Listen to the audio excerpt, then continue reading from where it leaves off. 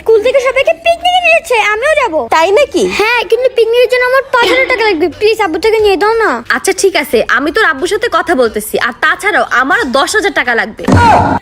তার মানে এরা দুজন মিলে আমার টাকাগুলো আবার নষ্ট করবে। আমার কিছু একটা করতে হবে। আইডিয়া।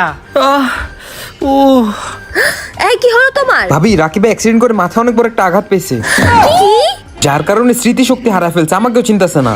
হায় আল্লাহ, এই তুমি আমাকে চিনতে পারতেছ? আমি তোমার বউ। কে এই বেডি? দেখছেন, ওনার কোনো কিছু মনে নাই। মা, আমার পিকনিকের 5,000। হ্যাঁ, এই শোনো না, ওর পিকনিকের জন্য 5,000 টাকা লাগবে। এই বেডি আমার থেকে টাকা চাইতেছে কে? আরে কি ভাবে, এখানে তোমার জামাইয়ের জ্ঞান চলে গেছে আর তুমি টাকা চাচ্ছ? এই শুন, তোর বাপের তো জ্ঞান চলে গেছে, তার মানে আলমারিতে যত টাকা আছে সব আমাগো। খবরদার, তুমি যদি আমার টাকা দাও তোমার হাত ভাঙা দিমু। এই তোমার জ্ঞান ফিরে আসছে, তাড়াতাড়ি 5,000 টাকা দাও। কে এই বেডি? এসব কি বলতাছে?